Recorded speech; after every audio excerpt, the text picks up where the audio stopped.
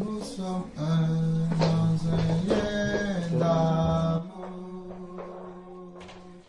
Notre esprit est uni avec l'Esprit de Dieu.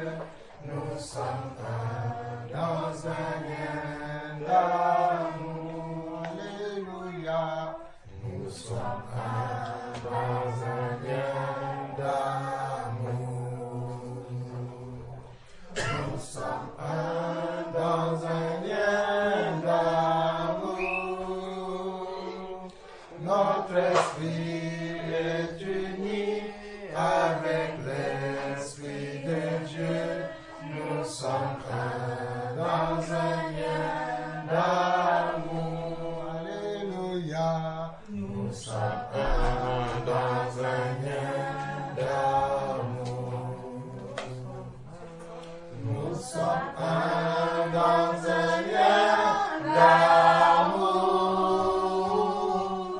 Notre esprit est uni avec l'Esprit de Dieu. Nous sommes un dans un lien d'amour. Seigneur notre Dieu, nous voulons te bénir, nous voulons te rendre grâce. Merci pour ce merveilleux jour que tu permets que nos yeux voient. Merci parce que c'est toi qui permets que nous puissions avoir le mouvement et l'être. Et tu as permis à chacun d'entre nous, conviés aujourd'hui dans ce culte, dans cette assemblée, à être présent. Nous te disons merci, Papa. Merci. Nous savons que de nous-mêmes, nous ne pouvons rien. Nous savons que sans ton amour, nous ne pouvons rien. Sans ta présence en nous, nous ne pouvons rien. C'est pour cela que nous avons chanté ensemble, que nous sommes un avec toi, dans un lien d'amour, Seigneur. Nous savons que lorsque tu nous as appelés pour des projets de paix et de bonheur, et non des projets de malheur. C'est pour cela que nous pouvons confesser que nous sommes un avec toi. Père, viens démarrer ce culte avec nous. Viens la continuer avec nous et viens la terminer avec nous. Afin que nous soyons, Seigneur Dieu, un avec ton esprit. Afin que nous formons un avec ton corps. Car là où 2 ou 3 sont assemblés en ton nom, toi-même tu es au milieu d'eux, Papa. Amen. Père, nous voulons que toi-même tu sois au milieu de nous. Et que dans nos conversations, dans nos partages, dans nos louanges, dans nos cantiques, que tout cela puisse glorifier ton nom et que ton nom seul, Papa. Père, merci encore pour mes frères et sœurs qui sont présents aujourd'hui. Merci Seigneur Dieu pour nos enfants aussi qui sont là. Merci Seigneur Dieu que tu as conduit ceux qui étaient partis en vacances. Ils sont de retour, ils sont en pleine et due forme. Nous te rendons toute la gloire, Papa. Nous savons que c'est toi qui as veillé sur eux lorsqu'ils partaient en vacances. Lorsqu'ils sont arrivés, Seigneur Dieu, chacun au lieu où tu les as envoyés, tu as veillé sur eux. Certains même, là où ils sont arrivés, là où ils devaient être, ils étaient encore de te servir dans ces endroits-là. Merci Seigneur pour tout ce que tu as permis, que nos frères, nos sœurs puissent accomplir sur leur lieu de vacances, Papa. Merci pour les âmes qui ont entendu ta parole. Merci pour les âmes qui se sont repenties. Merci pour les semences qui ont été sémées dans le cœur de ces personnes qui ne te connaissent pas encore, ou bien qui te connaissent mal. Seigneur Dieu, merci pour les semences que tu as semées dans le cœur de toutes ces personnes au travers de mes frères, au travers de mes sœurs. Nous savons que ta parole déclare que Paul a semé, Apollos a arrosé, mais toi le Seigneur, tu fais croître, Papa. C'est pour cela que nous croyons en toi, que toi-même tu vas faire croître les semences qui ont été plantées dans ces cœurs, Papa. Nous savons que tu connais toutes ces personnes mieux que nous-mêmes. Tu connais leurs difficultés, tu connais leurs épreuves, tu connais leurs manquements, tu connais, Seigneur Dieu, ce qu'ils redoutent même, toi tu les connais. Avant même que la parole ne soit sur notre bouche, tu savais déjà ce que nous allons te demander pendant ce culte, Papa. Éternel, agis en notre faveur. Fais-nous grâce afin que nous puissions te connaître. Toi, le Dieu véritable et la vie éternelle. Au nom de Jésus-Christ. Amen. Amen.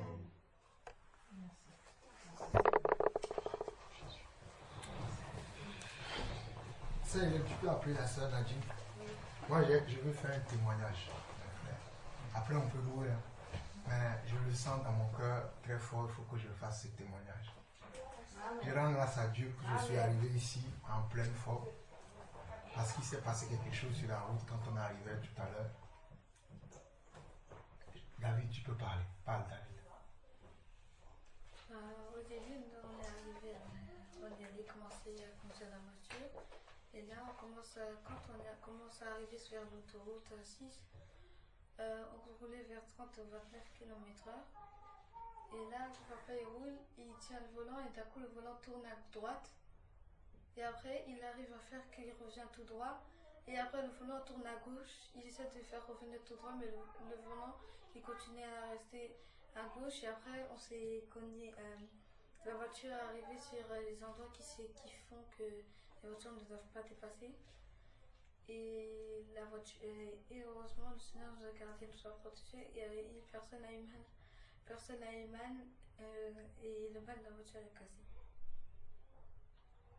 Est-ce que tu peux parler aussi? C'est que David a tout dit, mais toi aussi tu peux parler. Si tu veux, hein, si tu souhaites pas, tu parles pas.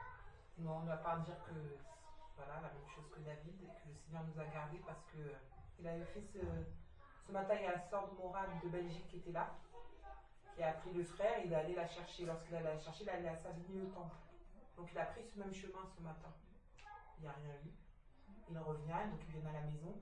Il l'accompagne faire une course, il la redépose à Savigny-le-Temple, donc il reprend le même chemin, il n'y a rien. Et lorsqu'on arrive sur la route, le volant est parti. Et donc on est rentré, il a braqué, il a réussi à braquer, mais après on est rentré vraiment dans les barrières de sécurité qui séparent là. Et le Seigneur nous a fait grâce parce qu'il n'y a pas de voitures qui sont arrivées derrière. Il aurait pu avoir une voiture qui arrivait derrière, même à 50.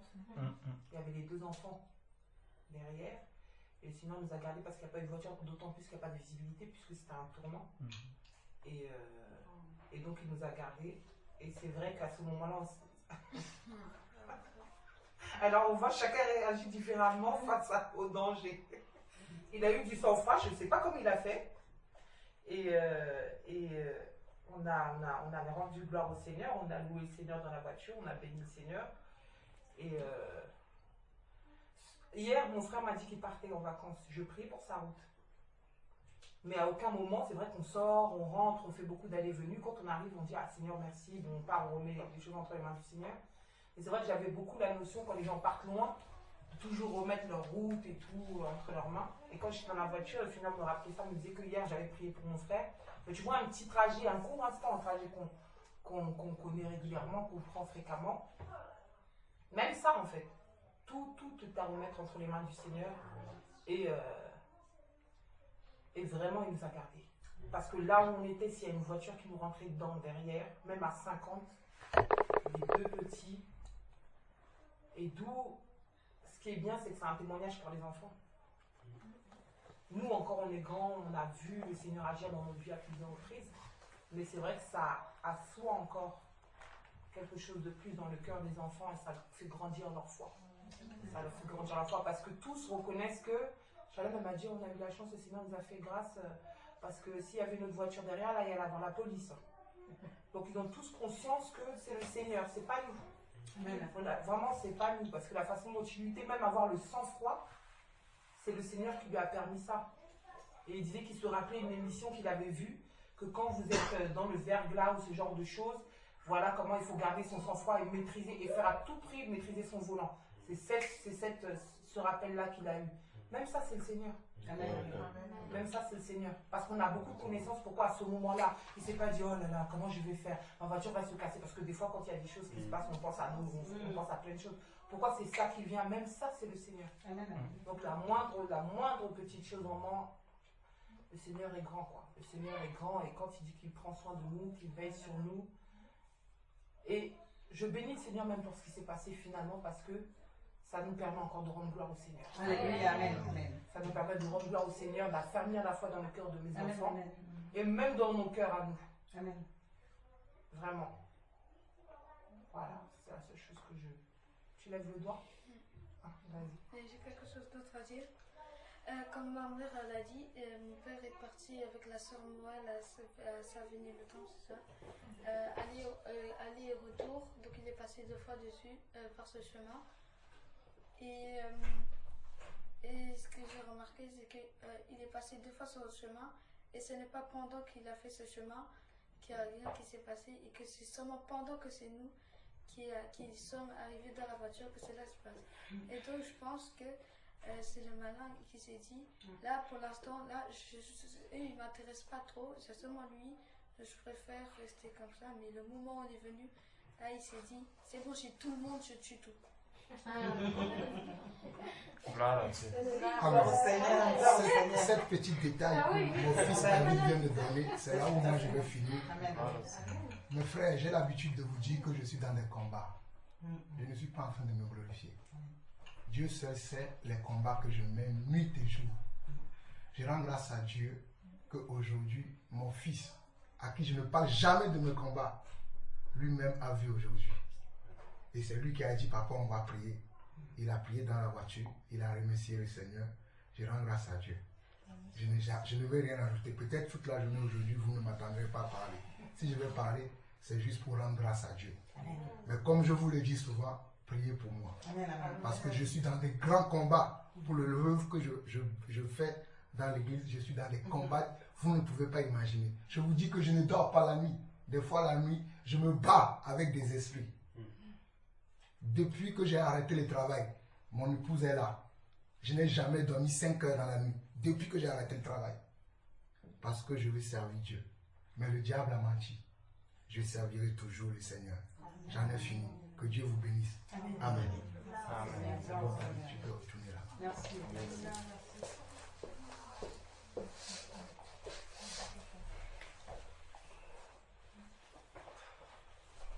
Est-ce que quelqu'un a quelque chose à dire par rapport à tout ce qui a été, par rapport à ce témoignage que nous venons d'entendre? En fait, moi, je rends action de grâce. Moi, j'aime rendre action de grâce.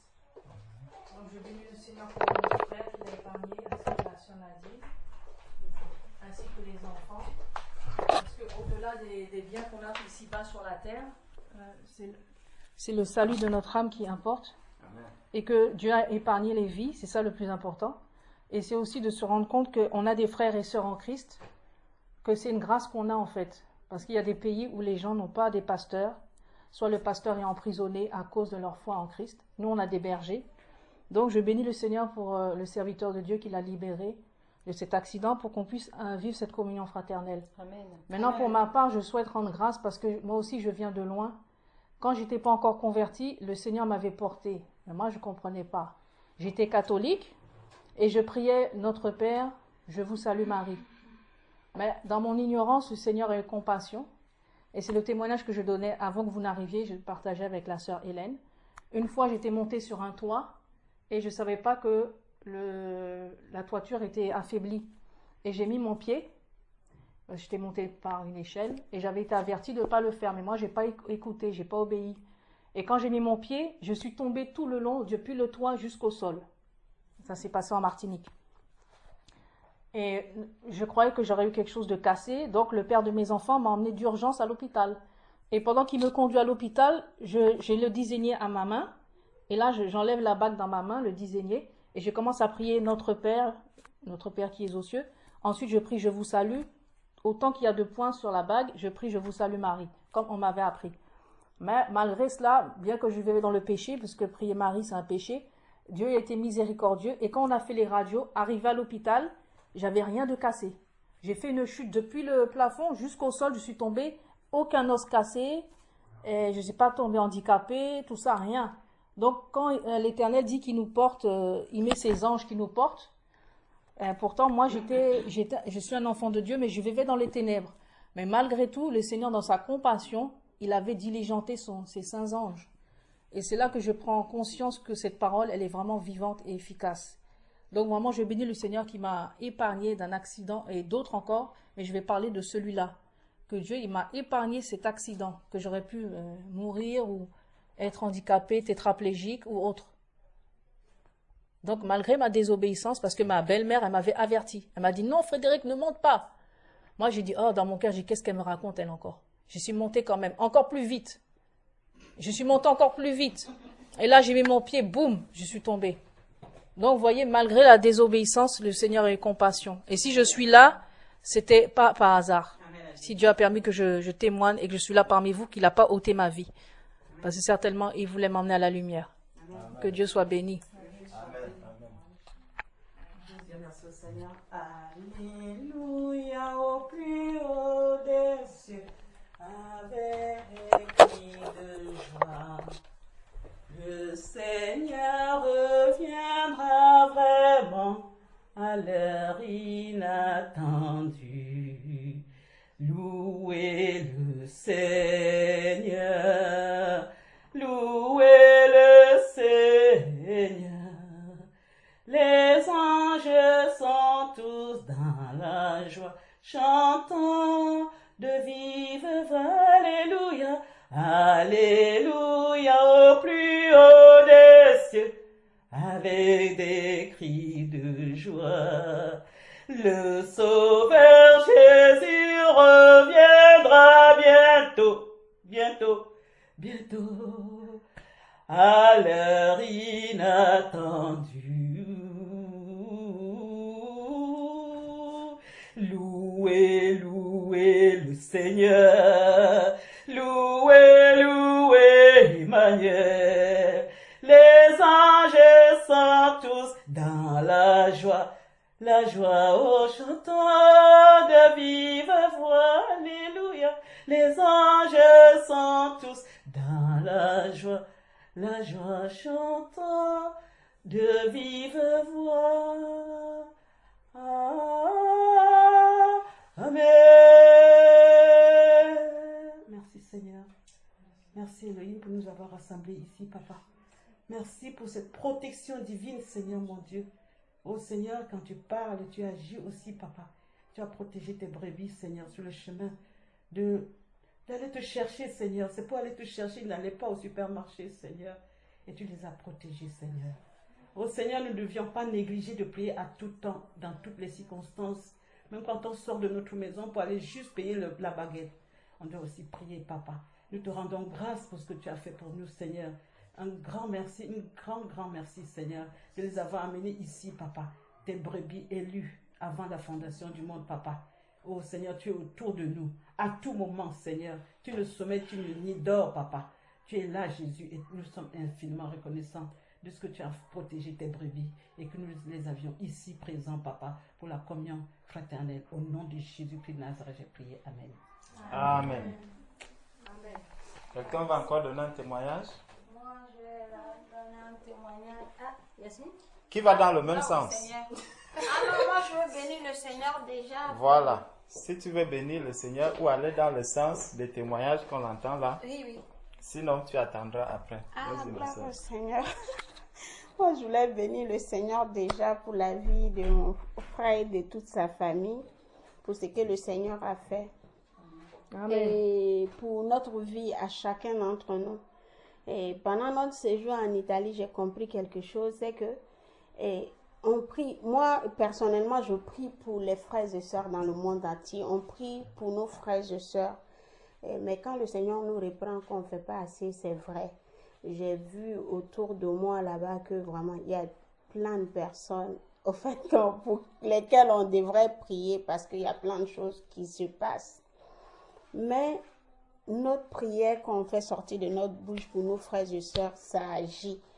Et on a, je vais dire, la communion qu'on a ensemble tous, c'est une grande richesse, mais on ne se rend même pas compte au fait de la richesse qu'on a pour pouvoir prier les uns pour les autres, pouvoir se rassembler, prier dans la vérité, louer le Seigneur dans la vérité. Vraiment, je voulais attirer notre attention à ça et de vraiment persévérer parce que le Seigneur avec nous et notre prière n'est pas en vain. Peut-être le frère et sa famille aujourd'hui, le Seigneur lui a permis de voir un tout petit peu de ce qu'il fait pour lui chaque jour, chaque seconde. Le combat il mène, le combat que le Seigneur mène pour lui dans le silence. Mais au bout d'un moment, le Seigneur attend que tu ouvres les yeux un tout petit peu pour voir l'ampleur de la richesse que tu as dans le Seigneur. Parce que si ça avait été quelqu'un qui n'était pas dans le Seigneur, on allait apprendre, il y a une famille qui a eu un accident sur l'autoroute, ils sont tous morts. Ça arrive tous les secondes, les gens meurent, toutes les familles restent. De là où je viens même, j'ai des témoignages où des familles qui sont revenues, ils se disent on va en vacances, les petits trucs. Mais le Seigneur nous protège, il nous garde, il combat pour nous. Mais il permet que ces genres de choses arrivent pour qu'on ouvre les yeux pour voir l'ampleur du combat. On est en guerre. Souvent, on oublie qu'on est en guerre. Mais on est en guerre contre le malin. Lui, il ne se repose jamais. Et tu ne peux pas vouloir servir le Seigneur véritablement et puis oublier que lui, il cherche à te finir ta famille. Il est con, je ne sais pas comment le dire, mais il ne nous lâche pas, quoi. Donc, ne nous reposons pas non plus. Prions les uns pour les autres et ayons conscience de cette richesse qu'on a au Seigneur. C'est ce que je voulais dire. Je bénis le Seigneur pour cela. Amen. Quelqu'un d'autre veut parler? On a dit que c'était dans le même sens. Attends. Quelqu'un veut parler? Ouais. Je suis béni le nom du Seigneur pour ce que le frère vient de traverser ce matin. C'est aussi quelque chose aussi qui doit nous tous concerner en tant qu'enfants de Dieu. Surtout, j'ai été plus touché par les dernières paroles de son fils David, sachant que son père était passé là-bas. Et la deuxième fois, le diable attend à ce que toute la famille soit au complet pour pouvoir agir. Pourquoi la famille? Pourquoi tout le monde pour pouvoir agir?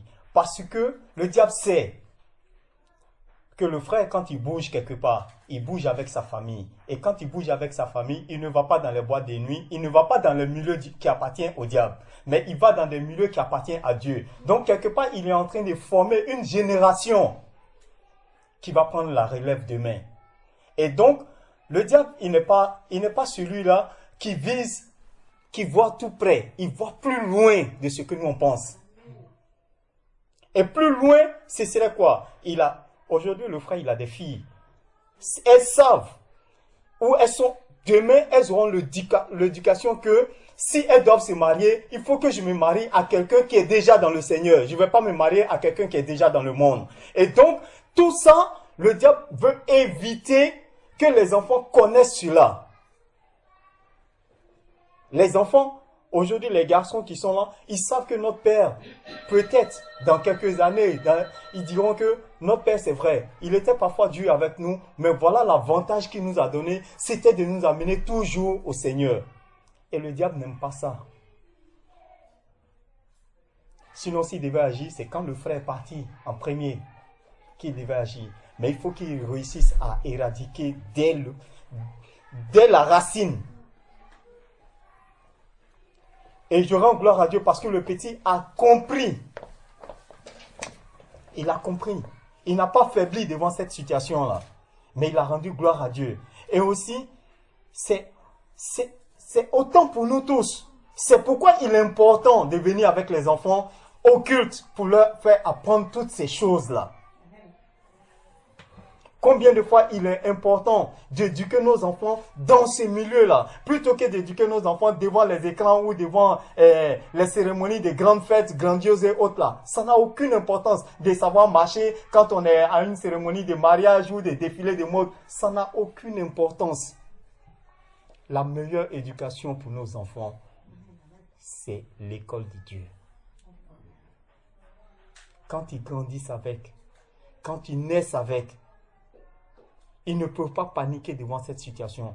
Regardez ce qu'il dit et son âge. À comparer cela, ce qui veut dire qu'il a un niveau plus élevé que c'est un enfant qui est dans le monde.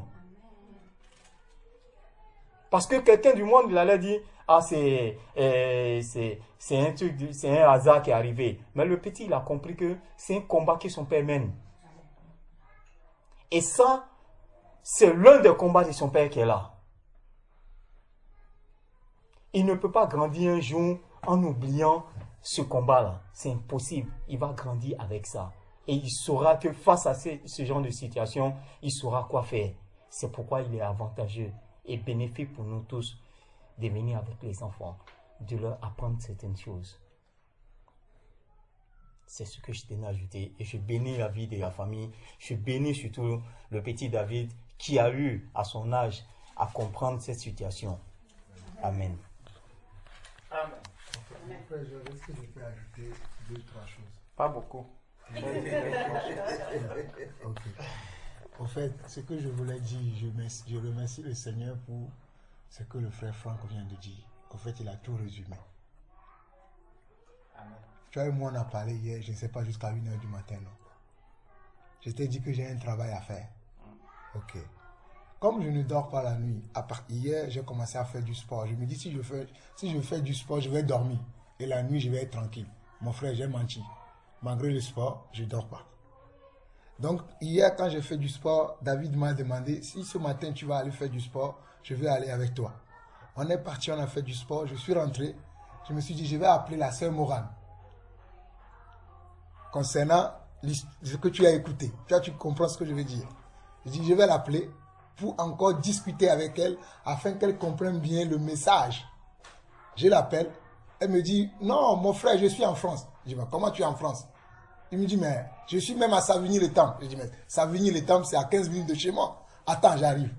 Je prends la clé, je rentre dans la voiture, je vais chercher la sœur Morane, je la ramène à la maison, elle passe une petite communion avec nous. J'appelle le frère Barwani depuis le Canada, je passe à la sœur, on parle au téléphone, on fait ce qu'on a à faire à la maison. Elle dit qu'elle veut des sardines. Je dis, ma sœur, viens, on va passer par le centre commercial. Tu vas acheter les sardines, après je te dépose. Moi, je dois être à 14h au culte. Donc, je suis parti de chez moi. Je suis allé à Savigny-le-Temple. Je l'ai ramené, on est venu à la maison. On a fini à la maison, on est parti faire les courses. Je l'ai réamené là-bas encore. Je suis revenu à la maison tout seul.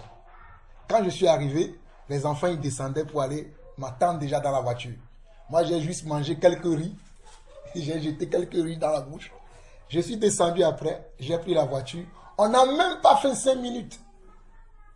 Je vois mon volant qui quitte mes mains, Georges.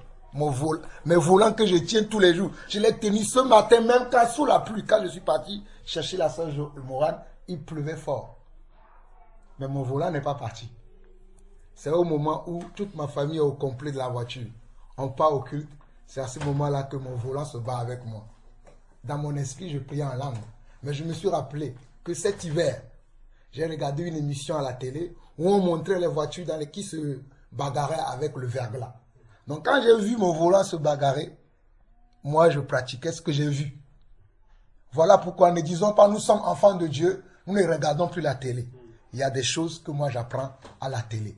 Je ne fais pas de cela une doctrine, c'est un message. Il y a des enfants de Dieu aujourd'hui qui disent non, nous ne regardons plus la télé. Il n'y a que des mauvaises choses dans la télé. Moi je peux vous dire qu'il y a beaucoup de choses que je connais, je l'ai appris à la télévision. Donc je veux dire simplement par là que Dieu a vu le travail et la sœur a compris. Toi, tu comprends ce que je veux dire. La sœur a compris ce qu'elle ne comprenait pas. Je l'ai redéposée, elle était contente. Je vous attends vendredi. Mais l'ennemi ne voulait pas que j'aille vendredi. Mais il a menti. Dieu nous a délivrés. Nous irons là-bas vendredi. Mais je ne conduirai pas. Quelqu'un d'autre conduira. Que le Seigneur soit béni. Amen. Amen. Amen. Amen. Alléluia. Amen. Bon, mon frère, tu sais, nous sommes dans un champ très grand. Amen. Amen. Et le Seigneur nous dit toujours dans sa parole qu'il ne peut pas nous tenter au-delà de nos forces. Amen. Si cela est arrivé, c'est qu'il savait que tu allais toujours t'en sortir, toi et ta famille. Amen. Mais moi, j'ai toujours l'habitude de dire que toute épreuve qui surgit dans ma vie est un enseignement pour moi. Amen. Amen. Moi-même, j'allais t'appeler pour qu'on se voit. On allait parler. C'était peut-être pas dans ce contexte. Pourquoi tu dis que tu ne vas pas prendre le volant pour aller en Belgique vendredi? Je t'expliquerai plus tard. Mon frère, ça t'a menti. Déjà, ma voiture, je ne vais pas l'amener comme ça dans cet état. Mais tu peux avoir une autre voiture, mon frère. Gloire à Dieu. Si j'ai une autre voiture, la gloire à Dieu. Parce que ma voiture, demain, je vais l'amener au garage. Je ne sais pas si elle sera prête avant vendredi. Si elle est prête, je le reprendrai. Mais si elle n'est pas prête, quelqu'un d'autre prendra sa voiture. C'est dans ce sens-là que j'ai parlé comme ça. Janvier 2018, non, décembre 2017, 31 décembre 2017. Je partais au travail.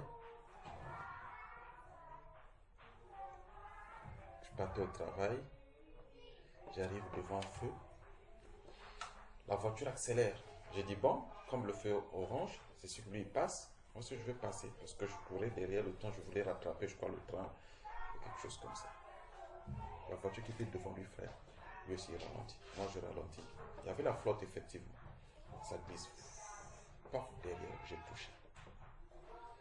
On arrive, en tout cas, il n'y avait rien de grave. Le monsieur dit, bon, j'ai dit, je te donne mon numéro de téléphone, tu me donnes le tien, on s'appelle. Et puis, on va voir ce qu'on va faire. D'accord, on est parti. Après, je l'ai appelé. Et quand je l'ai appelé, le jour qu'on se voit, non, avant cet accident, d'abord, je passais à Villeneuve-Saint-Georges. Je venais de Valenton, donc je rentrais. Il y a une sortie de parking.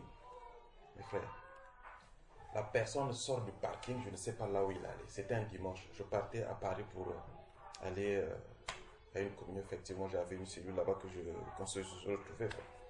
Et je partais là. Il est sorti du parking.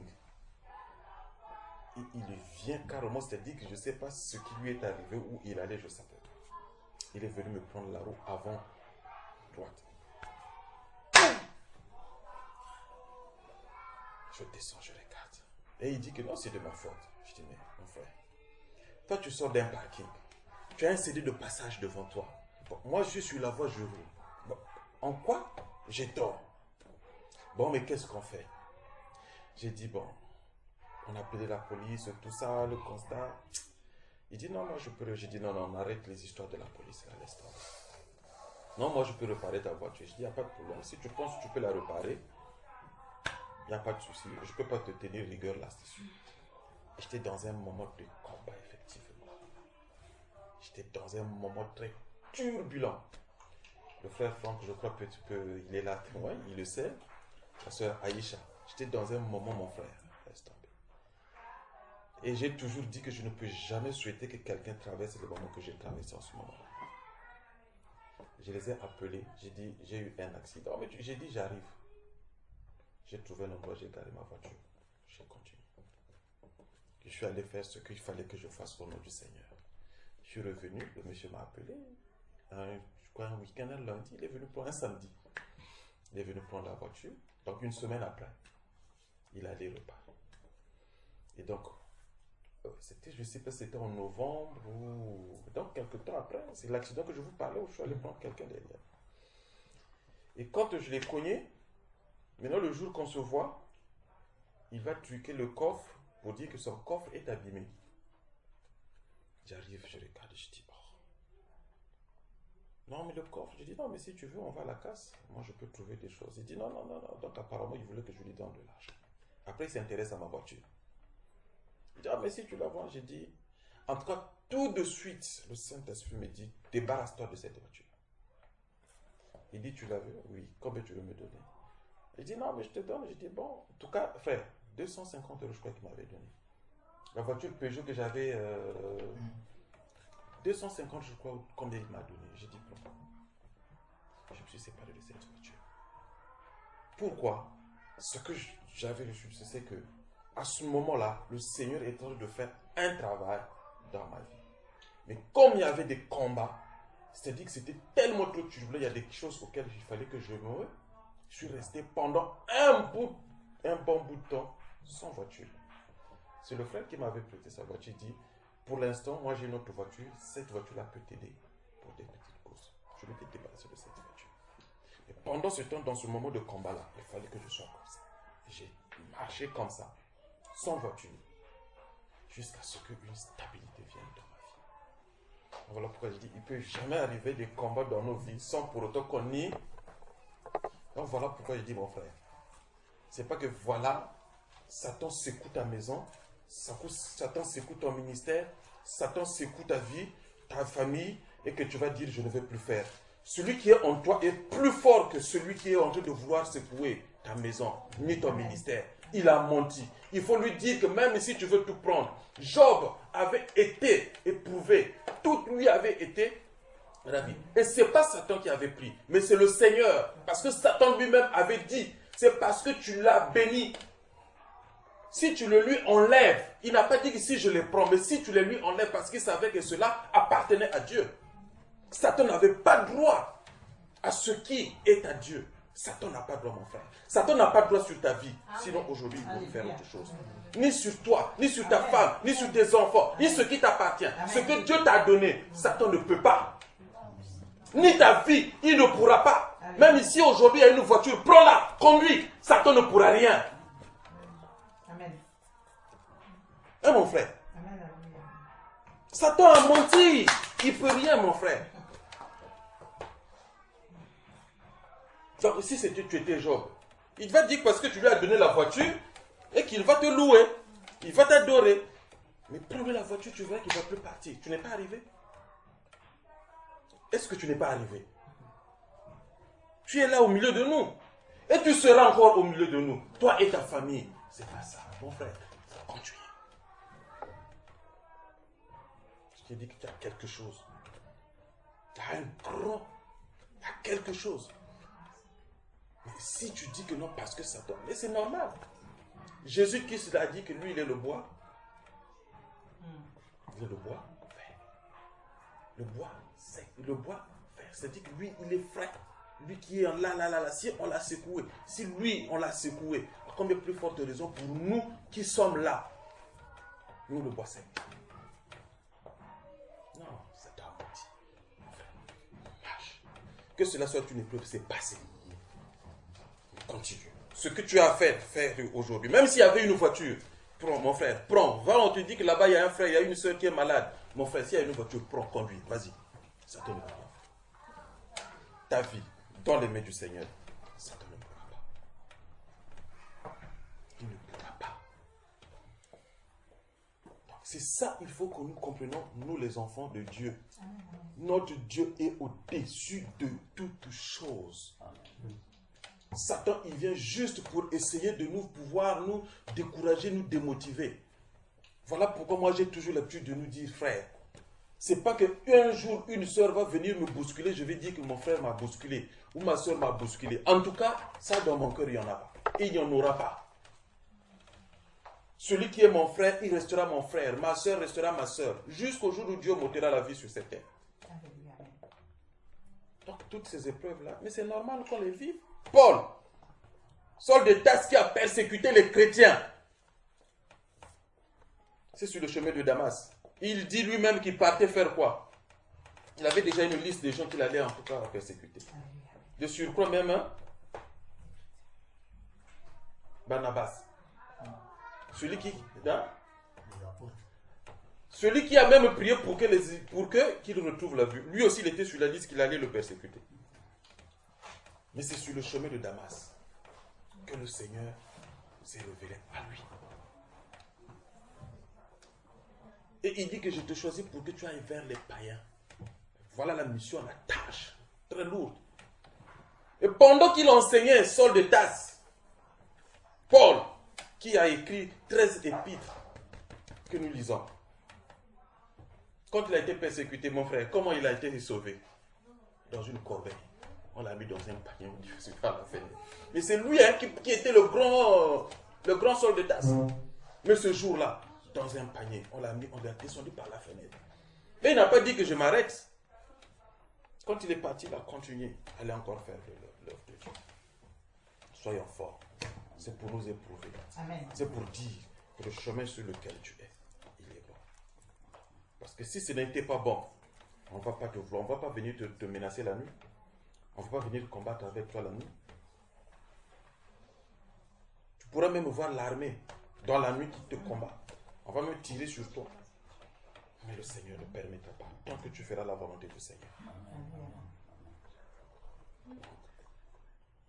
C'est juste pour te dire que mon frère Dachel. Faut pas dire que non. Donc, faut pas dire que non parce que. C'est juste que mon frère Dachel, il ne connaît pas encore Jean-Paul ensemble. Mais tu vas me connaître. Amen. Là, les accidents de voiture, là, ce n'est pas la première fois. Mais ce n'est pas ici que je ferai un témoignage. Si j'ai dit que je ne vais pas conduire, ce n'est pas parce que j'ai peur. Parce que l'état de ma voiture ne peut pas m'amener vendredi en Belgique. Mais si ça ne se répare, je prendrai ma voiture. Mais si ça ne se répare pas, le frère ou la soeur qui veut me passer sa voiture, je suis un pilote de Dieu. Voilà, c'est juste ce que je vais dire. Donc mon frère, j'entends la parole. Amen. Amen. Gloire au Seigneur. Si quelqu'un d'autre a un témoignage dans le même sens. Bon. Psaume 121.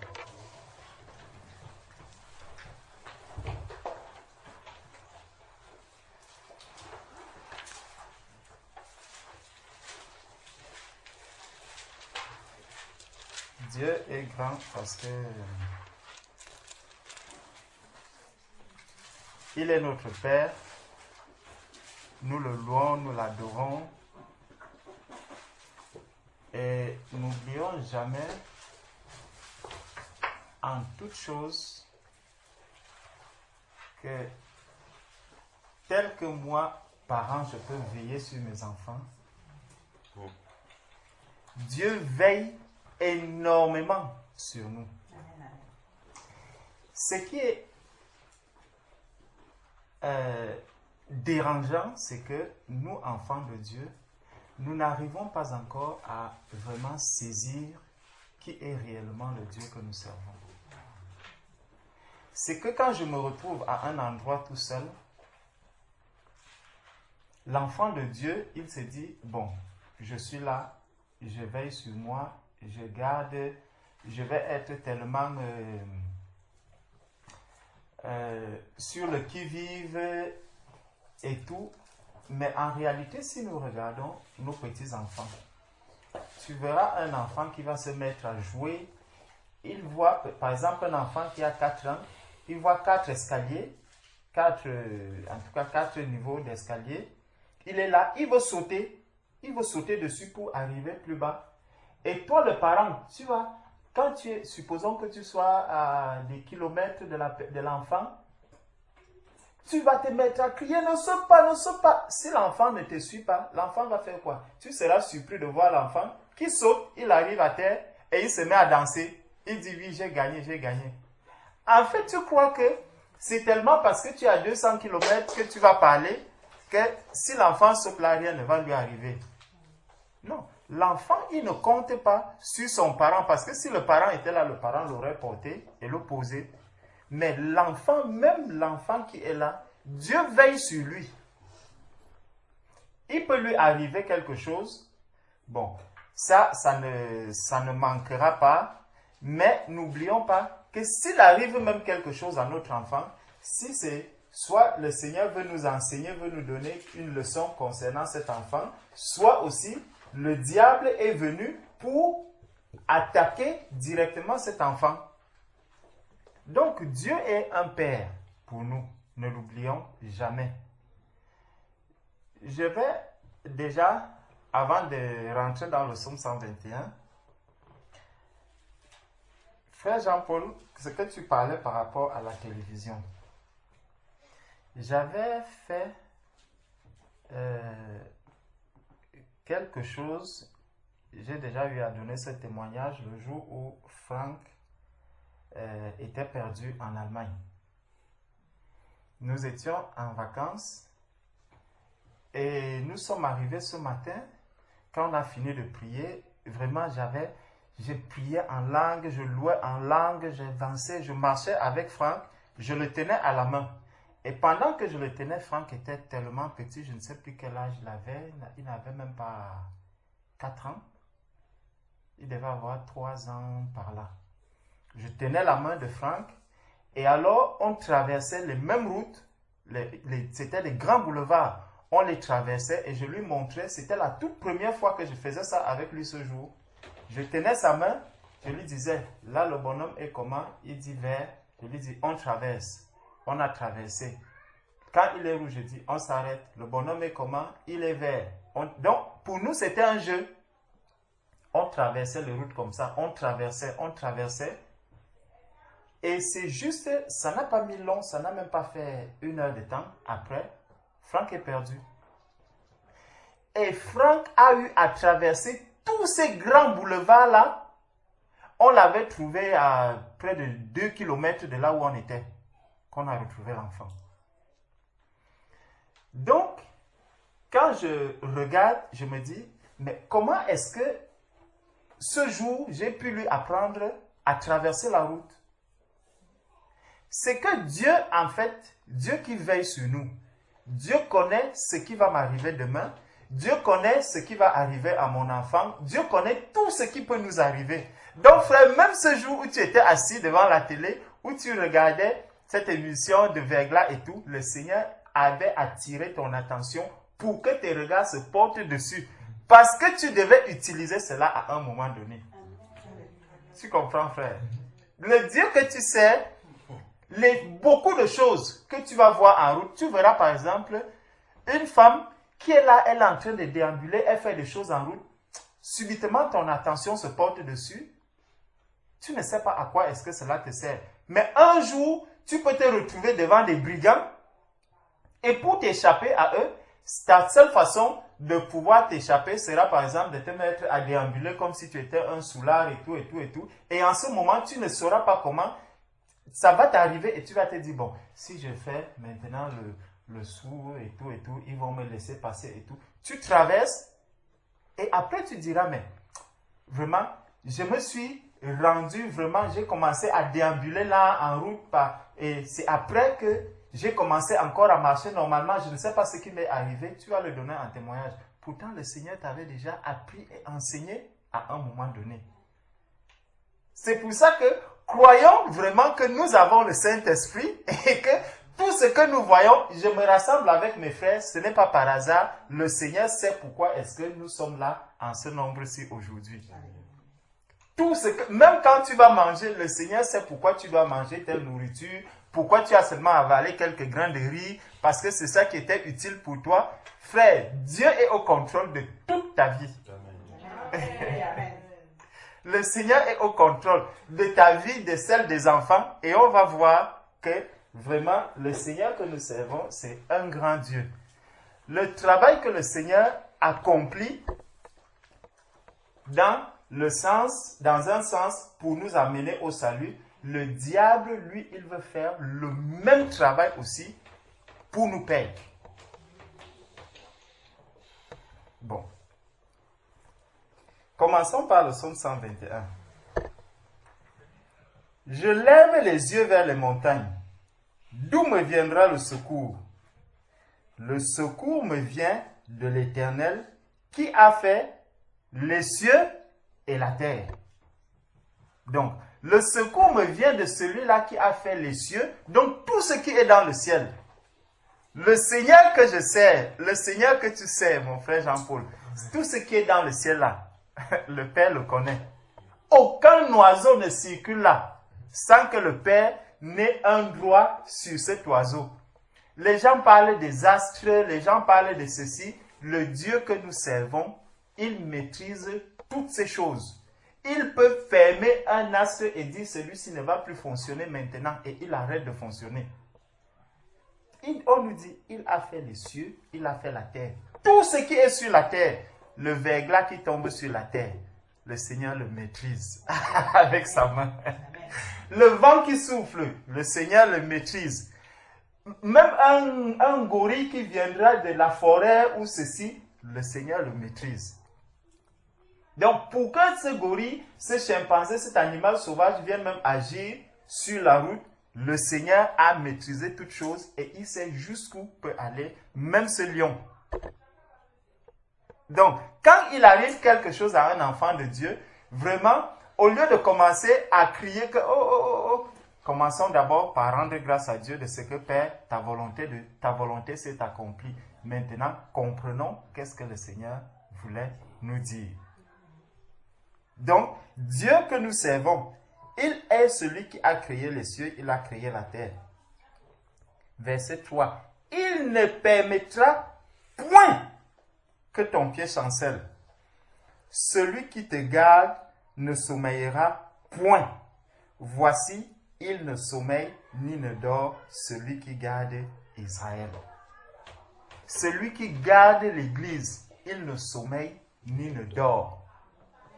Il veille 24 sur 24. Il ne se fatigue jamais. Lui, il ne dira pas que je vais faire le sport pour dormir.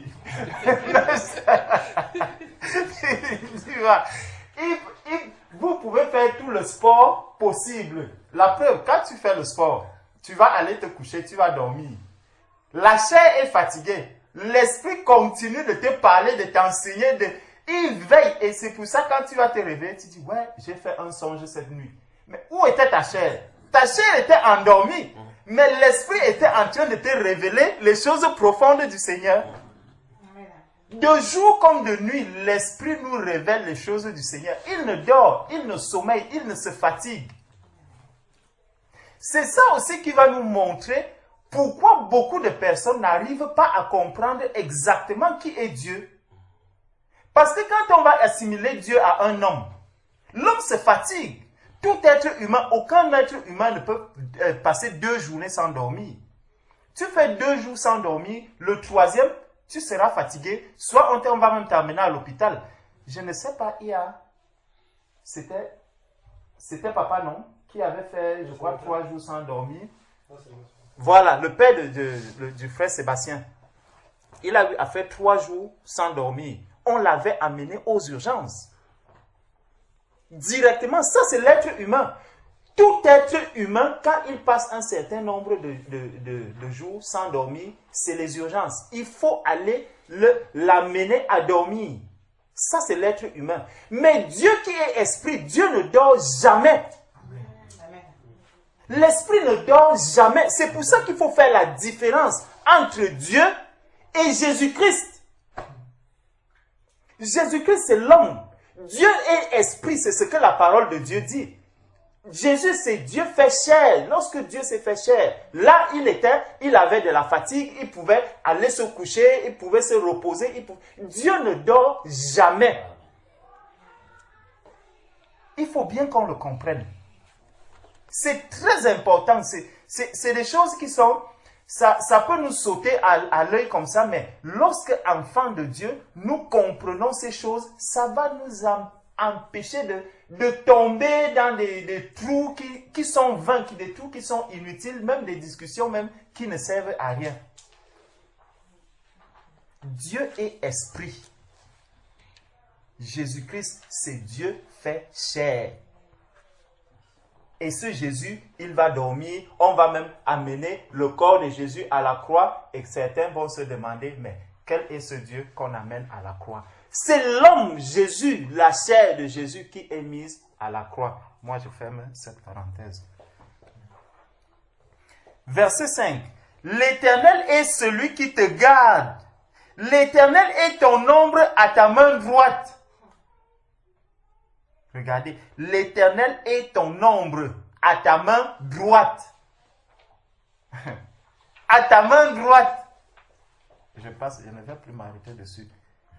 Verset 6.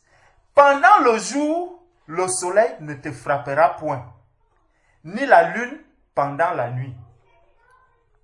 Quand on regarde ces versets-ci, qui est-ce que le soleil n'a jamais frappé ici?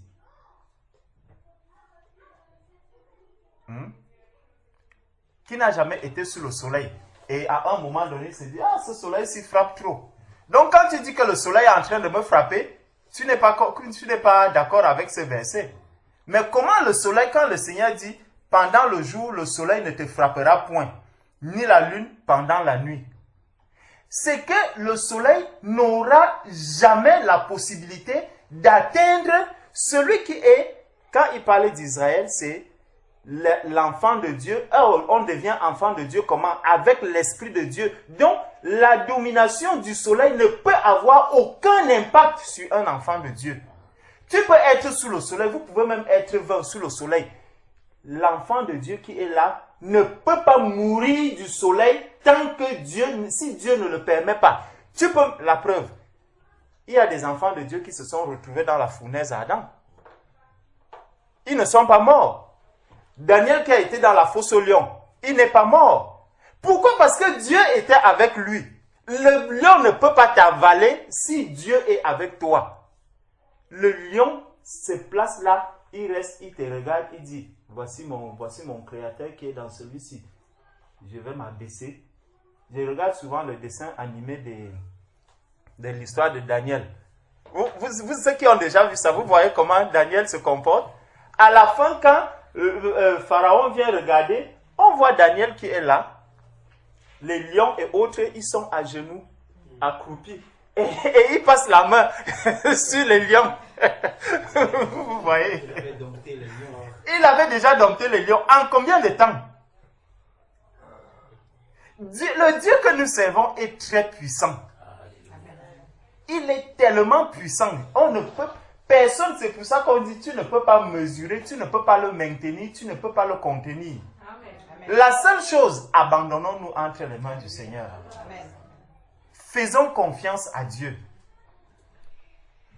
L'Éternel te gardera de tout mal. Il n'a pas dit de certains mots. Non, il a dit de tout mal. Tout ce qui est mal qui peut t'arriver, l'Éternel te gardera de cela. Il gardera ton âme. L'Éternel gardera ton départ et ton arrivée. Hein, frère? L'Éternel gardera ton départ et ton arrivée. Ce verset-ci m'a beaucoup aidé. Avant qu'on aille en vacances, je me disais, ma voiture, ça fait longtemps depuis que je l'ai achetée, je n'ai pas changé la courroie et tout. Ça fait 2 ans, je n'ai même pas fait la vidange. La dernière semaine avant les vacances, j'ai commandé toutes les pièces. Les pièces sont arrivées la veille de notre départ. J'ai dit, Seigneur, je ne change rien. Je ne change pas mon programme de voyage.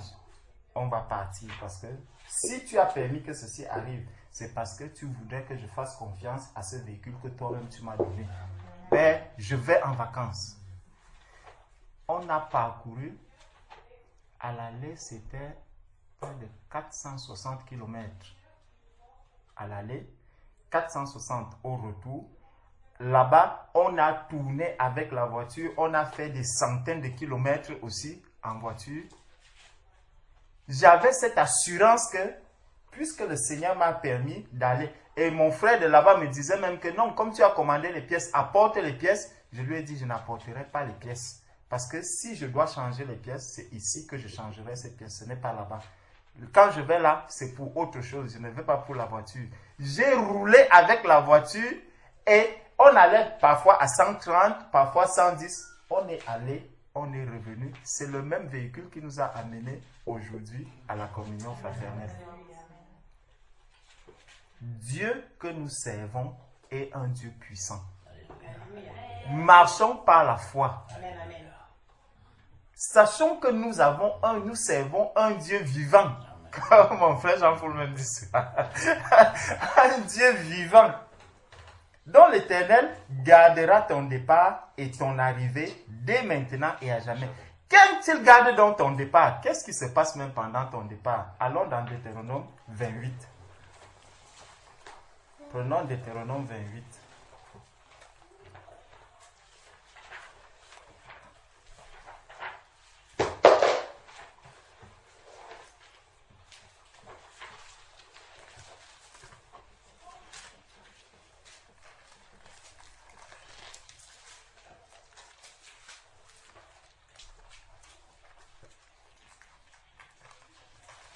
Dans Deutéronome, chapitre 28,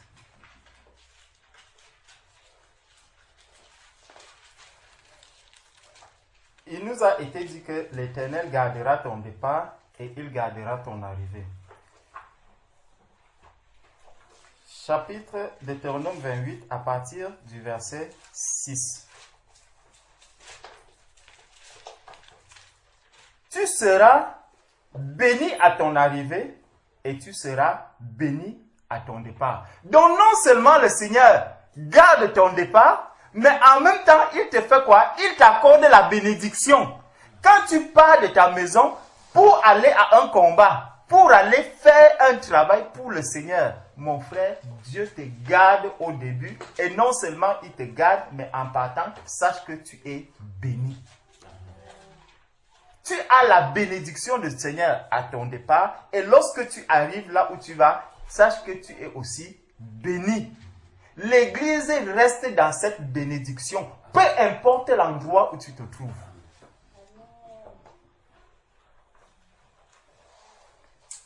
Tu seras béni à ton arrivée, tu seras béni à ton départ. L'Éternel te donnera la victoire sur tes ennemis, sur le verglas. Le Seigneur te donne la victoire. Tes ennemis qui se lèveront contre toi, ils sortiront contre toi par un seul chemin et ils s'enfuiront devant toi par 7 chemins. Ça, c'est le travail que le Seigneur fait à chacun de ses enfants que nous sommes.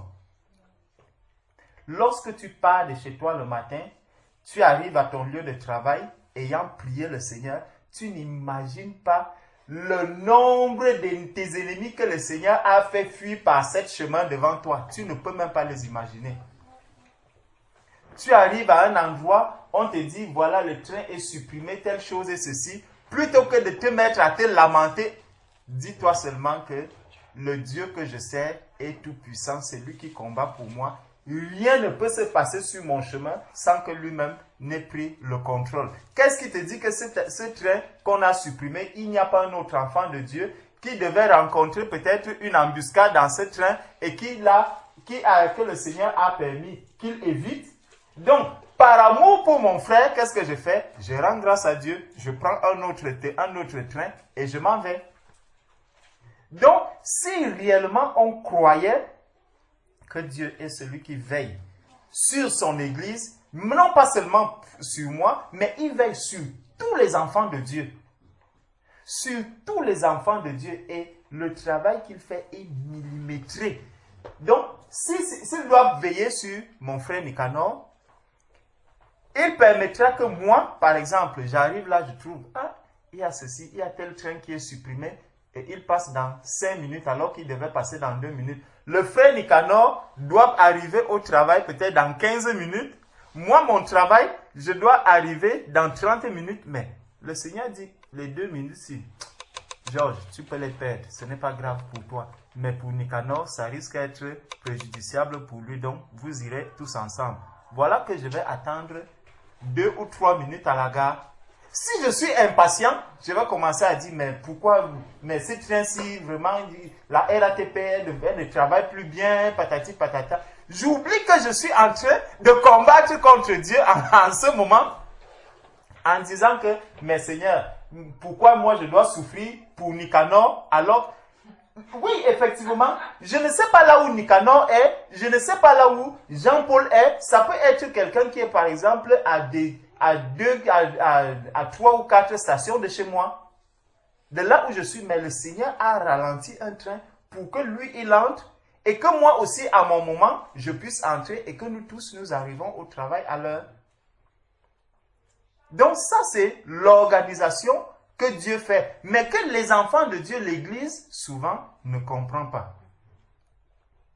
C'est pour ça que nous devons être patients. C'est pour ça qu'en toute chose, demeurons dans la prière, demeurons dans la louange, demeurons dans l'action de grâce, que ce soit bon pour mes yeux, que ce soit mauvais pour mes yeux ou pour ma chair. Je dois dire, Seigneur, merci parce que tu permets telle ou telle chose. Amen.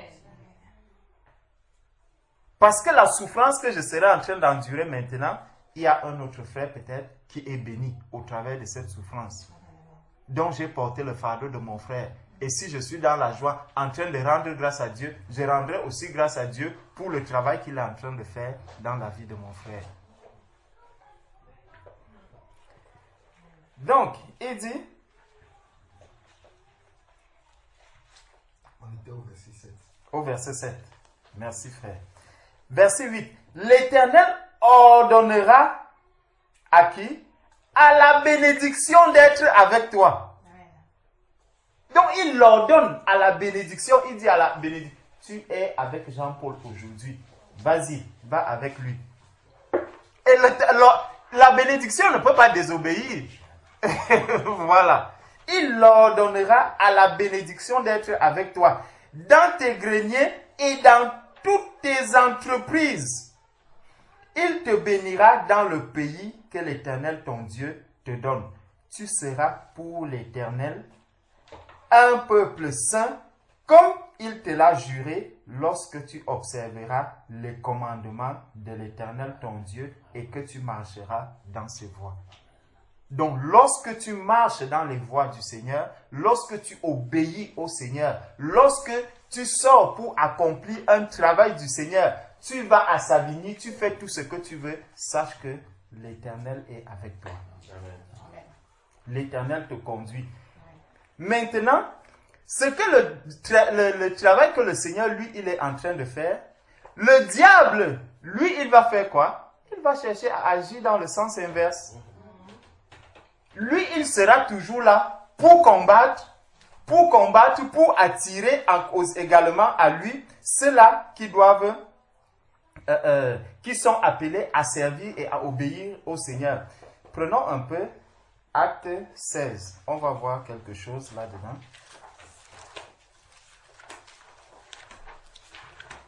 Acte 16.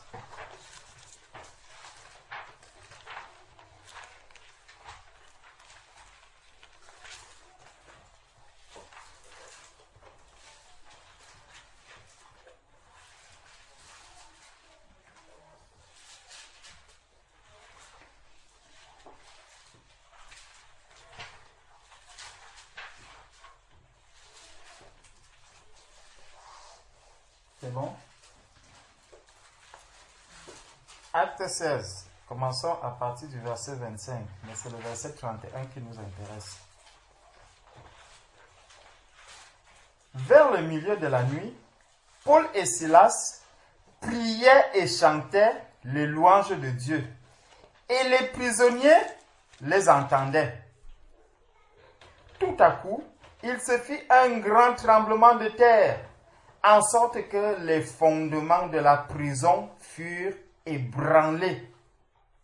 Au même instant, toutes les portes s'ouvrirent et les liens de tous les prisonniers furent rompus. Ça, c'est ce qui est en train de se passer ici, physiquement, c'est aussi la même chose qui se passe spirituellement lorsque les enfants de Dieu sont quelque part et que nous louons, nous adorons le Seigneur. Il y a des prisonniers qui sont libérés. Il y a des chaînes qui sont brisées pour que la libération arrive. C'est pour ça que partout où nous nous trouvons, louons le Seigneur, adorons le Seigneur, glorifions le Seigneur. Ceci va s'accomplir. Paul et Silas n'ont pas été prévenus que pendant que vous allez adorer, voici ce qui va se passer.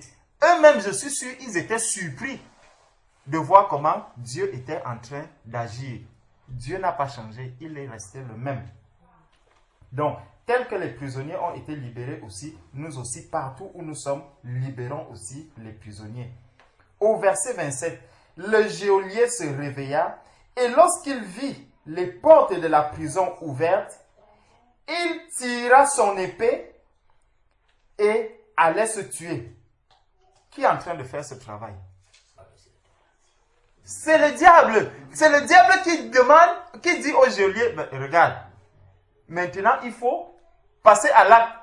Allez, détruis-toi. Pourquoi? Parce qu'il connaît le plan, il a déjà vu ce qui est en train de se préparer pour le geôlier. Et il veut précipiter le geôlier de l'autre côté. Donc, quand il voit, pendant que l'Esprit du Seigneur est en action, les prisonniers sont libérés, il y a les chaînes qui sont brisées. La cible première maintenant, il dit, bon, comme les autres là sont déjà en action, en mouvement, ils sont déjà pris par l'Esprit du Seigneur, parce que le Seigneur, toi tu es encore à côté, boum, il faut que j'agisse en toi. Le geôlier se réveilla, et lorsqu'il vit les portes de la prison ouvertes, il tira son épée. Il ne se demande même pas qu'est-ce qui est en train de se passer. La première chose qu'il fait, c'est tac, il tire son épée pour pouvoir aller se tuer, pensant que les prisonniers s'étaient enfuis. Vous voyez un peu, c'est vraiment un peu comme ça que le diable va agir souvent avec les enfants de Dieu. Quand une situation arrive, au lieu de m'arrêter un instant et me dire, qu'est-ce qui se passe? Seigneur, dis-moi. Si j'essaie d'agir dans la précipitation, le diable peut facilement profiter et m'égarer. N'agissons pas souvent dans la précipitation. Si je sais que Dieu est avec moi partout où je suis, quand une situation arrive, Seigneur, que veux-tu que je fasse?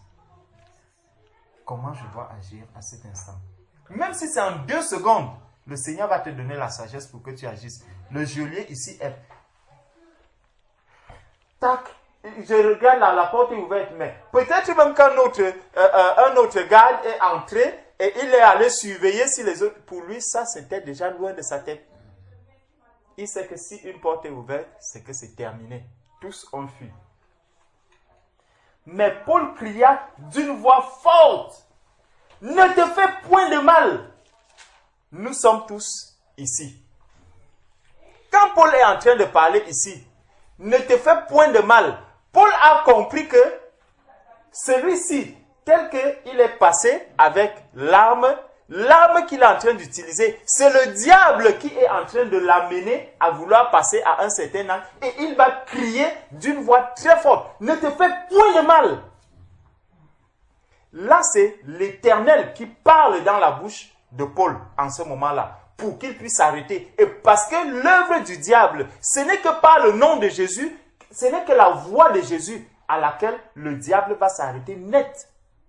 Parce que s'il n'y avait pas la puissance dans la parole que Paul a sortie, le geôlier serait passé en acte. Il aurait dit, en plus, s'ils sont libres maintenant, c'était les prisonniers, c'est qu'ils vont faire ma fête en ce moment. Donc, il se serait fait vraiment de mal en ce moment. Mais, celui qui console, celui qui guérit, celui qui restaure, celui qui veille sur nous, c'est lui qui est en train de parler ici à travers Paul. Donc, quand on dit, mais Paul cria d'une voix forte, ce n'est pas la voix de Paul qui est en train de se faire retentir. C'est la voix du Seigneur lui-même qui parle ici pour sauver le geôlier. Amen. Donc, il dit, alors le geôlier ayant demandé, et il demande quoi? La lumière. Oh Seigneur Jésus. Il demande la lumière. Puisqu'il ne connaît pas encore cette lumière, on lui apporte la lumière physique. Pour qu'il soit d'abord éclairé physiquement. Dieu est bon. Alors, le geôlier ayant demandé de la lumière, entra précipitamment et se jeta tout tremblant aux pieds de Paul et de Silas. Ceux qui sont venus pour sauver, ceux qui sont venus pour accomplir le travail du Seigneur. Nous servons un Dieu vivant, un Dieu puissant, un Dieu qui sauve. Alléluia. Comme ma soeur Frédéric disait que je ne connaissais même pas encore le Seigneur, mais le Seigneur a eu pitié, il a utilisé de compassion. C'est la même chose qu'il fait ici, ma soeur. Le geôlier ne connaissait pas encore le Seigneur, mais le Seigneur a envoyé des personnes vers le geôlier et il empêche ici au geôlier de se faire du mal, même de mourir, parce qu'il a un plan, non seulement pour lui, mais aussi pour toute sa famille. Ma soeur Frédéric, Dieu qui a fait cela dans ta vie, qui t'a protégé pendant que tu ne le connaissais pas, continue de prier pour ta famille, pour toute ta famille, parce que c'est la parole qui va être dite au geôlier tout à l'heure. Donc, verset 30, il les fit sortir et dit, Seigneur, que faut-il que je fasse? Vous voyez, là il est en train de communiquer déjà avec un esprit. C'est écrit Seigneur avec S majuscule. Mais qui est devant lui? Il n'y a que Paul et Silas. Donc il voit déjà le Seigneur, le Tout-Puissant. Il sait que ce qui s'est accompli là ne peut pas venir d'un homme. Ça ne peut venir que de Dieu, du Tout-Puissant. Il les fit sortir et dit, Seigneur, que faut-il que je fasse pour être sauvé? C'est le salut. Paul et Silas répondirent, crois au Seigneur Jésus et tu seras sauvé, toi et toute ta famille. Toi et toute ta famille. Voilà donc pourquoi, comme Dieu appelle l'homme à être sauvé, lui et toute sa famille, le diable aussi fait quoi? Il cherche à ce que l'homme et toute sa famille se perdent. Le but, c'est que si le diable trouve une faille dans la maison d'un serviteur de Dieu, non seulement il va s'attaquer à ce serviteur, mais à toute sa famille. Il va chercher à les détruire tous, sans laisser une seule personne. C'est pour ça que nous devons être vigilants. Lorsque tu commences à servir le Seigneur, lorsque tu commences à parler de la part du Seigneur, lorsque tu commences à combattre avec le Seigneur, mon frère, n'imagine pas que le diable va te laisser. Il va chercher à te saisir, toi et toute ta famille. Et il peut passer par n'importe qui pour que toute la famille soit détruite. Il peut d'abord passer par toi-même. S'il voit que là c'est très dur, il passe par la femme. S'il voit qu'avec la femme, ça commence déjà à prendre, il dit avec la femme ça ne suffit pas encore. Je prends encore par les enfants. Il rentre encore dans les enfants. Si par les enfants ça ne va pas, il va chercher peut-être un parent, un oncle, une cousine, pour que toute la famille puisse être détruite. C'est pour ça qu'on doit veiller. Le plan du diable tel que Dieu veut sauver la famille entière, le diable, lui, il veut détruire la famille en totalité. Ça, ne l'oublions pas. Et ce qui est arrivé ici, au geôlier, ce qui est arrivé par rapport à ce que le Seigneur nous a dit dans le psaume 121, qu'il garde ton départ et il garde ton arrivée, c'est la même chose aussi qui s'est passé avec Jésus-Christ lui-même. Quand Jésus arrive sur la terre, on nous dit qu'il n'y a pas de place pour Jésus-Christ. Jésus va naître dans une étable.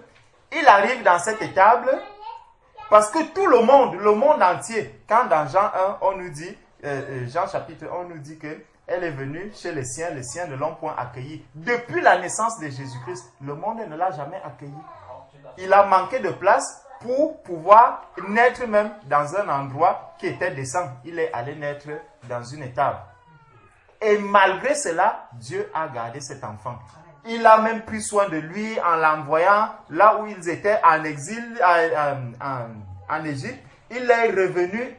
Tout ça, le Seigneur était en train de garder son départ. Même lorsqu'il a failli qu'il commence son ministère, il rentre dans le désert. Qui est-ce qu'il a rencontré là-bas? Le diable. Lui-même en personne.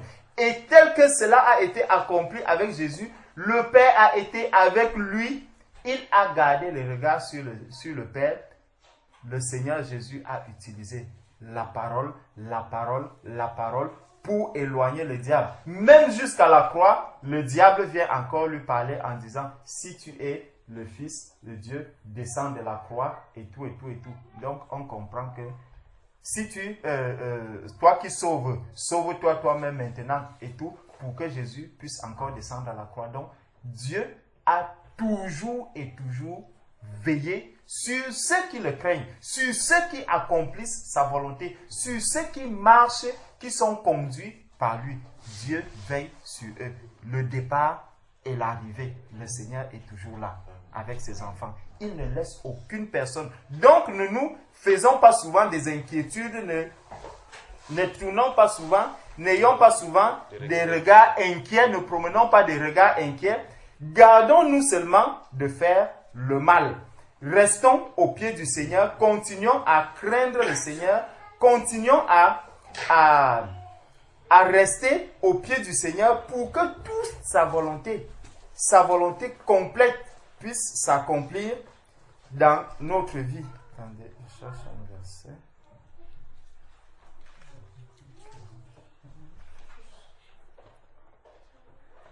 Voilà. Donc, c'est dans Ésaïe 41, verset 10. Ésaïe 41, verset 10.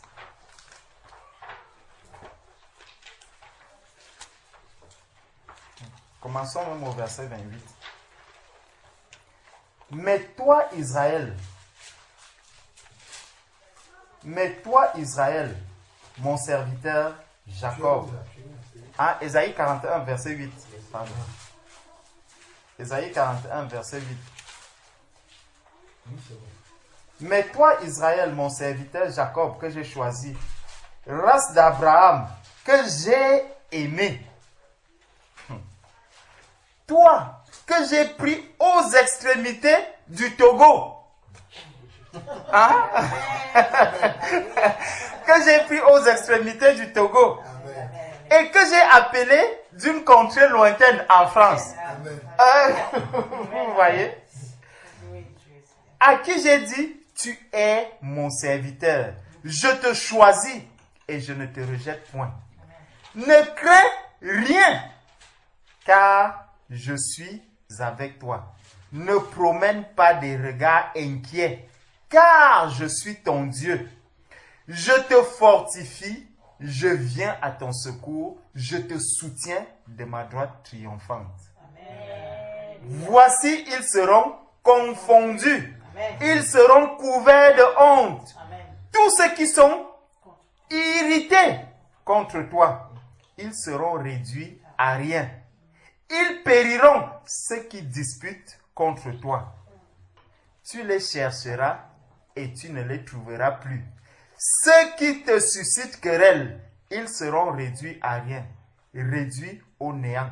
Ceux qui te faisaient la guerre, car je suis l'Éternel, ton Dieu, qui fortifie ta droite, qui te dit, ne crains rien, je viens à ton secours.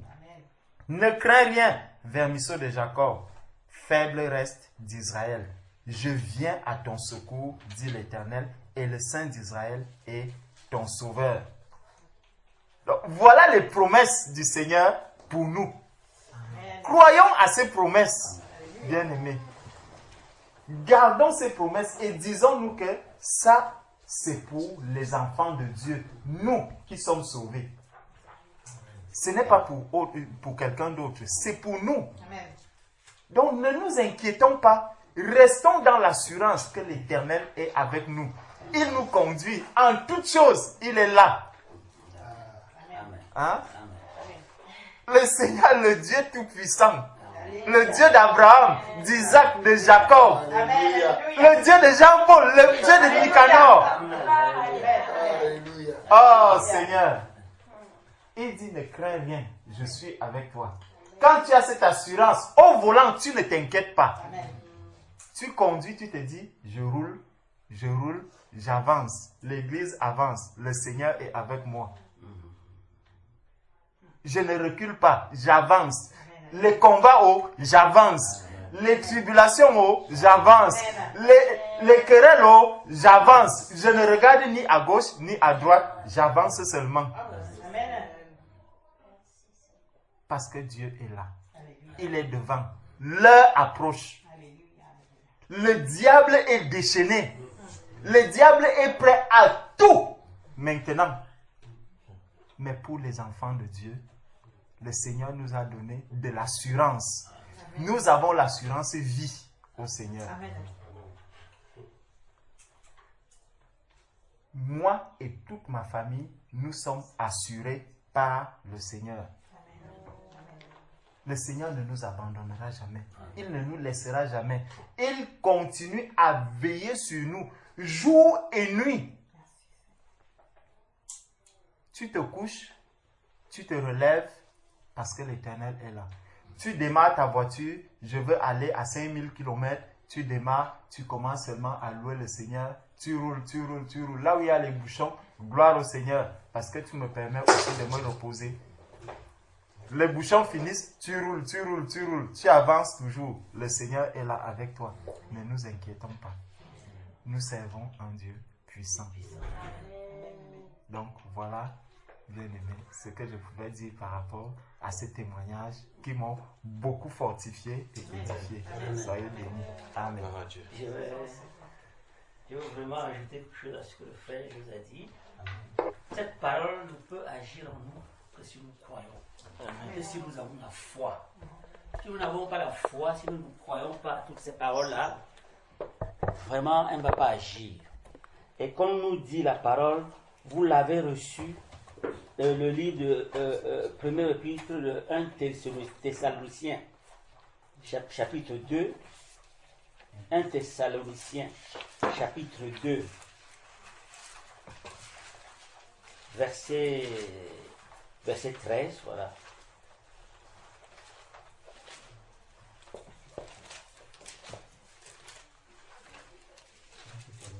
Un Thessaloniciens, chapitre 2, verset 13.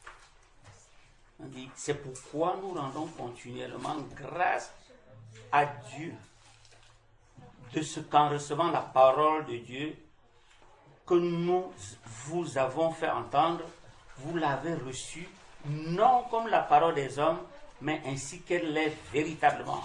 C'est-à-dire ce qu'elle est véritablement. C'est-à-dire une parole puissante, une parole vraie, la vérité. On ne la reçoit pas parce qu'elle vient de... C'est pas Georges qui a parlé. C'est pas le frère Dachel qui parle. C'est pas le frère Jean-Paul qui parle ou les frères qui parlent. Mais c'est le Seigneur qui parle à travers les frères. C'est la parole de Dieu. On ne doit pas la recevoir comme une parole qui vient du frère Georges, mais comme la parole de Dieu. Et on nous dit ainsi qu'elle est véritablement comme la parole de Dieu qui agit en vous qui croyez. Parce que si nous croyons, elle va agir en nous. Mais si nous ne croyons pas, elle ne va pas agir en nous. C'est une parole puissante. Et il faut avoir la foi en cette parole-là. Pas ce que Georges a dit, mais la parole de Dieu. Et quand le frère Georges aujourd'hui disait, il parlait de en tout lieu, en tout moment, il faut qu'on loue l'Éternel. Et qu'on adore l'Éternel. Et on a fait allusion au livre de l'Acte des Apôtres avec Paul et Silas qui étaient en prison, qui louaient, qui priaient et qui ont été délivrés, qui ont été libérés. Les chaînes sont tombées. Quand je lis le livre de 2 Chroniques 20, 2 Chroniques 20,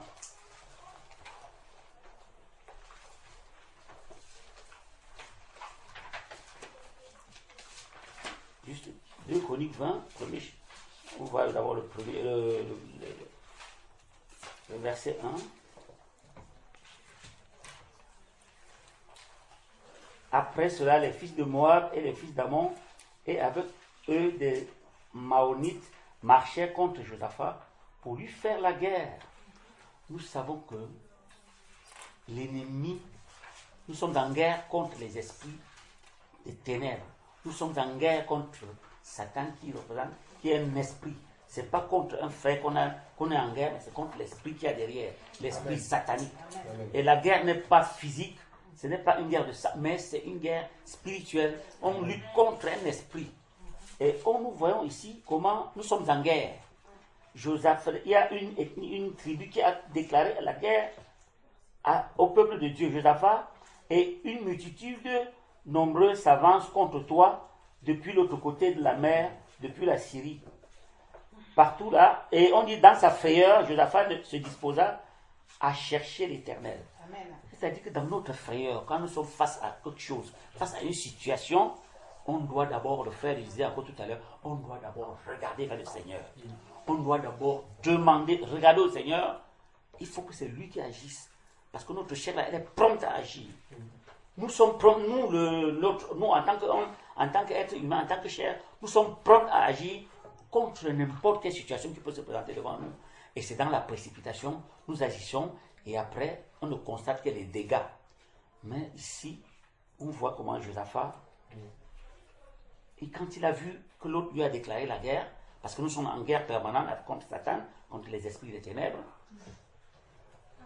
il a cherché d'abord la face de Dieu. Et on va voir par la suite que quand tu cherches la face de Dieu, quand tu regardes à Dieu face à une situation, quand tu fais les choses selon Dieu, c'est Dieu lui-même qui combat. Ce n'est pas toi qui combats. Ce n'est pas nous qui combattons. Nous ne faisons rien. Nous regardons seulement à Dieu, nous lui faisons confiance et nous le louons, nous lui disons merci. Lui fait le reste des choses, il fait le reste. Et dans ce que le Seigneur, le livre de 2 Chroniques nous raconte, on nous dit, dans sa frayeur, Josaphat se disposa à chercher l'Éternel et publia un jeûne pour tout Juda. Il a publié un jeûne pour tout Juda. Il a jeûné, il a cherché la face de l'Éternel. Et on va voir plus loin que maintenant il faut aller en guerre. Chez nous les hommes, quand il faut aller en guerre contre l'ennemi, on prend l'armée. Et on envoie en guerre, on va en guerre avec l'armée. Mais ici, c'est carrément différent. Différent parce que l'armée ici, on dit plus loin dans le verset 21. C'est tout ça après le jeûne. Hein. Maintenant, il a jeûné, il a loué le Seigneur, il a prié. Maintenant, le Seigneur lui a dit ce qu'il faut faire. Maintenant, dans le verset 21, puis, d'accord avec le peuple, il nomma des chantres qui, revêtus d'ornements sacrés et marchant devant l'armée. C'est-à-dire qu'on a mis l'armée derrière. C'est les chantres maintenant qui sont devant. Parce que le frère Jordan nous a dit tout à l'heure que louer l'Éternel et adorer l'Éternel, quelles que soient les situations, partout où vous êtes. On voit ici que maintenant, on a mis les chantres devant. Les chantres sont devant. L'armée qui devait combattre est derrière. Et les chantres ont commencé à louer l'Éternel. Et en marchant devant l'armée, célébrer l'Éternel en disant louer l'Éternel, car sa miséricorde dure à toujours. Amen. Au moment où l'on commençait les chants et les louanges, l'Éternel plaça une embuscade contre les fils d'Ammon et de Moab et ceux de la montagne de Séir qui étaient venus contre Juda. Pendant qu'ils louent, pendant qu'ils chantent, l'armée est derrière les chantres. Le Seigneur a disposé, il a déjà mis tous les dispositifs en place. Tous les dispositifs. Eux, ils ne font que chanter. Ils avancent, ils ne font que chanter. Mais quand nous voyons ce qui s'est passé après, mais on a vu, l'armée n'a même pas combattu. Après, l'armée n'a pas combattu. Quand ils se sont retrouvés face à l'ennemi, il n'y avait plus d'ennemis. L'ennemi s'était entretué eux-mêmes. Ils s'étaient entretués, on n'a retrouvé que les cadavres. Donc c'est pour nous dire que quand nous louons, quand nous chantons, mais le travail que l'ennemi fait dans les ténèbres, mais c'est énorme. C'est la confusion dans le camp de l'ennemi. C'est la confusion totale. Donc n'arrêtons pas de louer et de célébrer le nom de l'Éternel. N'arrêtons pas de louer le nom de l'Éternel, quelles que soient les conditions.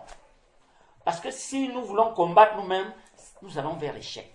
Si nous voulons aller dans la précipitation, c'est l'échec. Mais voyons ici comment l'armée, c'est-à-dire que nous-mêmes, nous nous mettons en retrait et nous plaçons Dieu devant.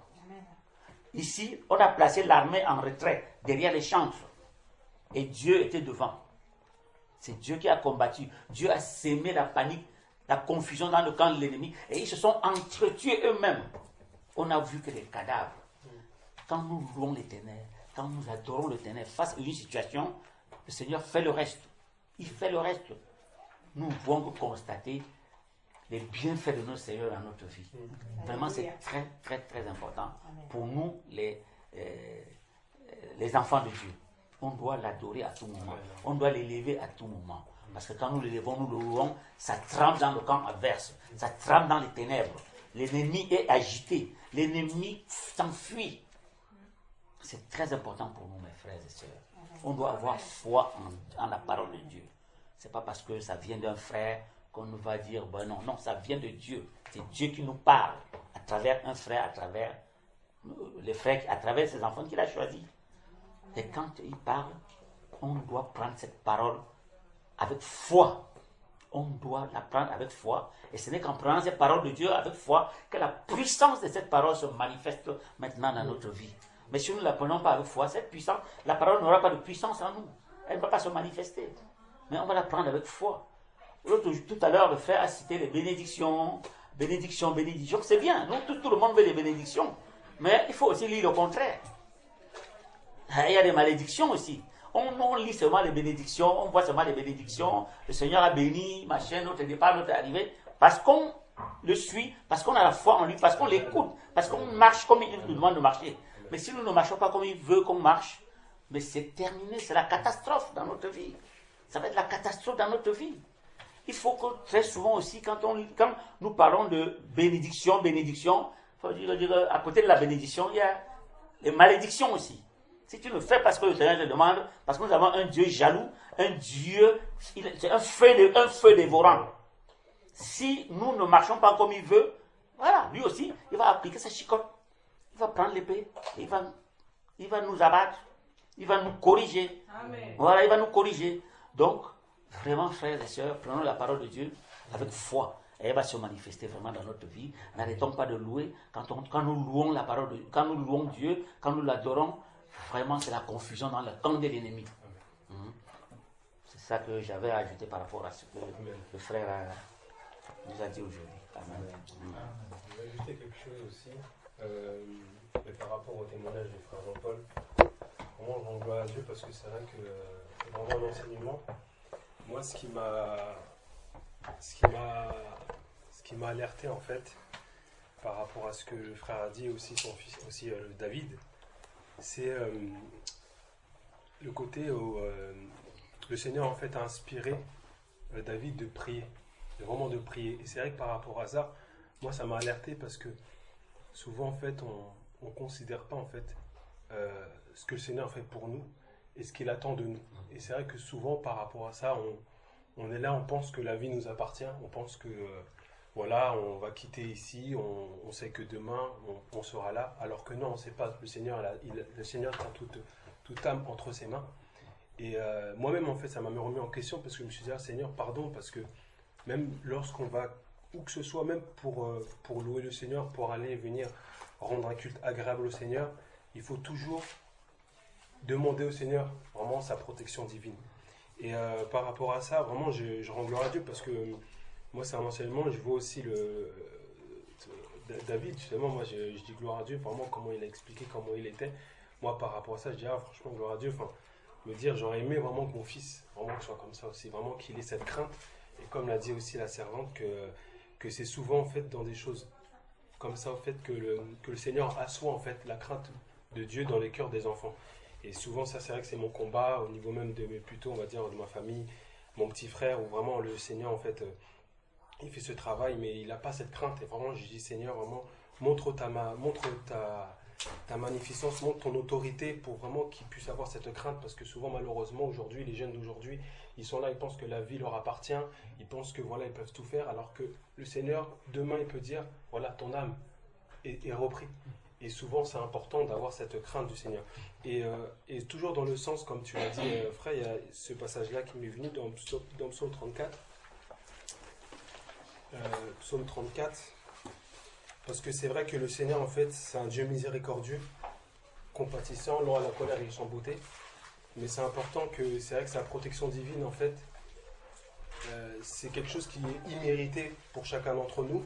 Et même, en fait, sa protection divine, en fait, comme l'a dit la sœur Frédéric, même lorsqu'on n'est pas encore né de nouveau, le Seigneur nous fait grâce aussi aux païens parce qu'il fait pleuvoir sur les méchants comme sur les justes.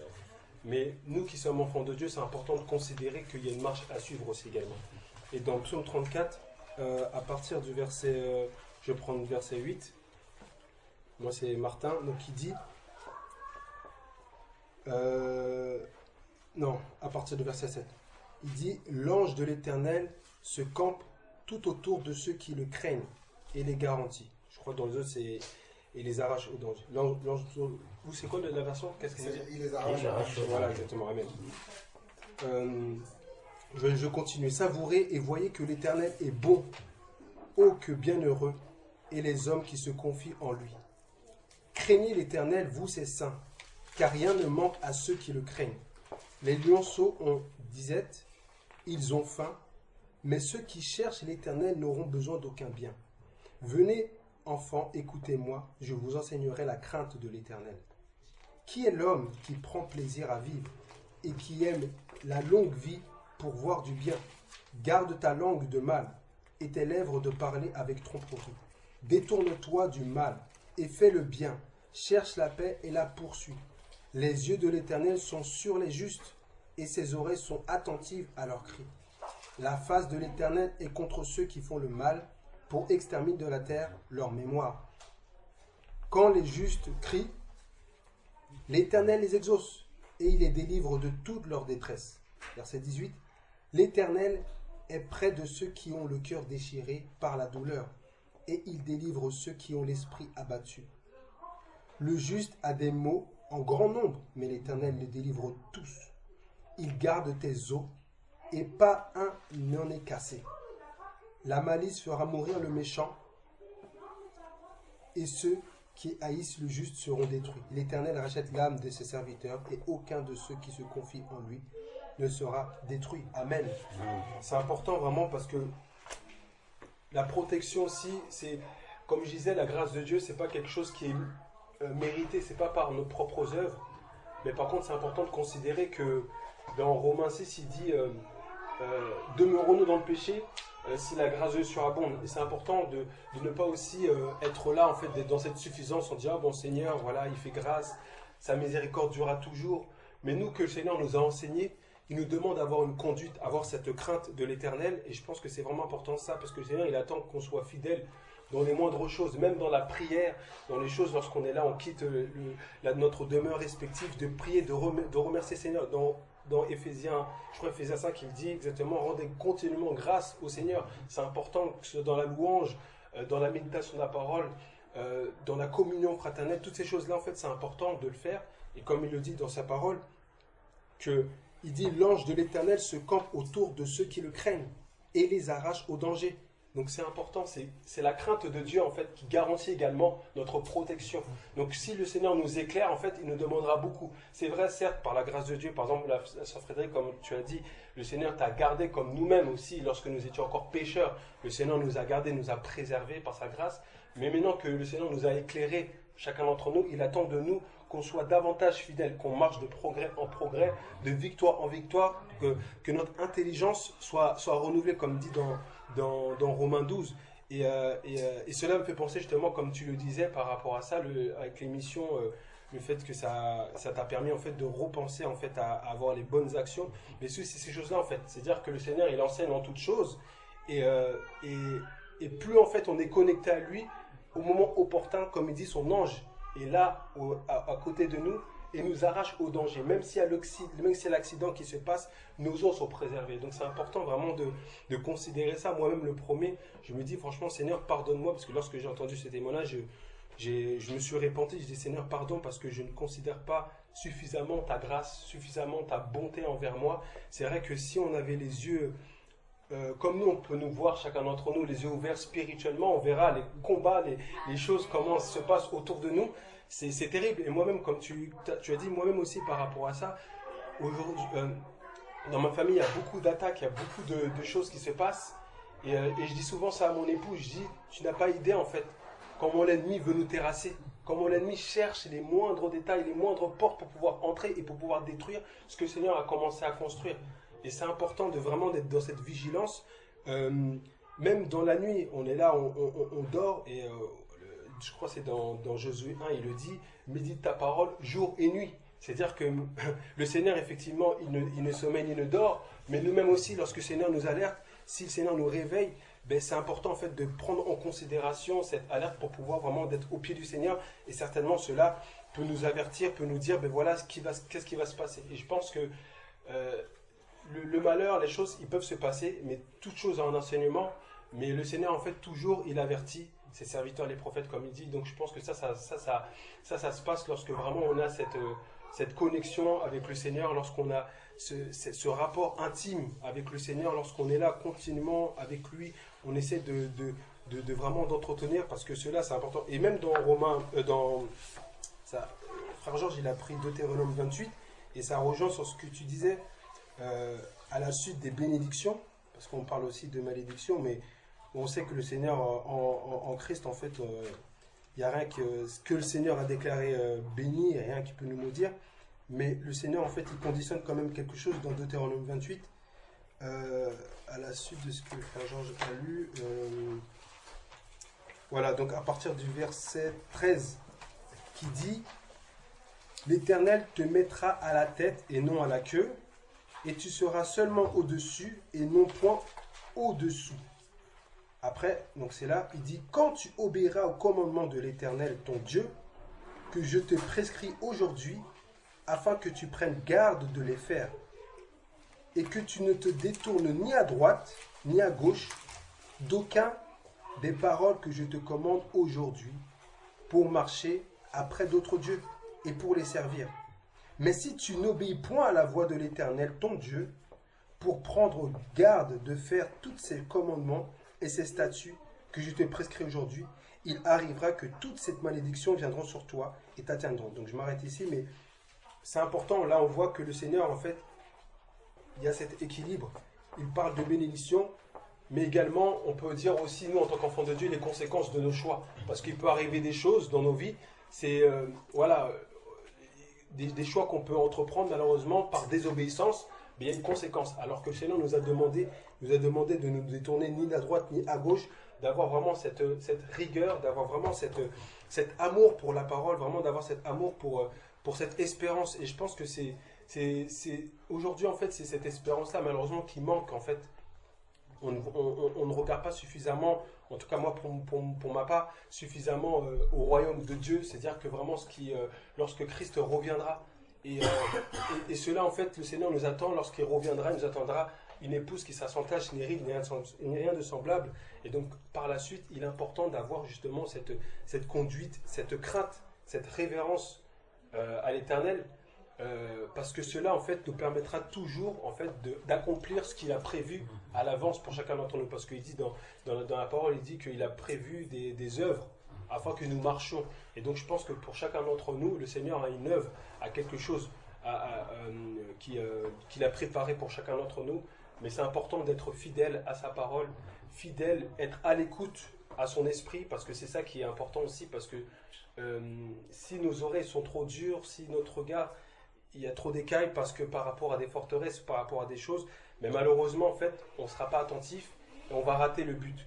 Donc vraiment, je rends gloire à Dieu pour ce témoignage qui m'édifie, en fait, par rapport à ça, qui en tout cas pour ma part, me donne plus de force à considérer, en fait, la grâce de Dieu et d'être fidèle aux moindres choses. Amen. Amen. Moi, je voulais juste rectifier quelque chose tout à l'heure. Quand j'ai parlé de Barnabas. En fait, c'était pas Barnabas, mais c'était Ananias. Donc, c'est ça que je voulais rectifier. Ouais, j'ai compris que tu t'es trompé de nom, mais c'est pas grave. Gloire à Dieu que l'Esprit là. Amen. Amen.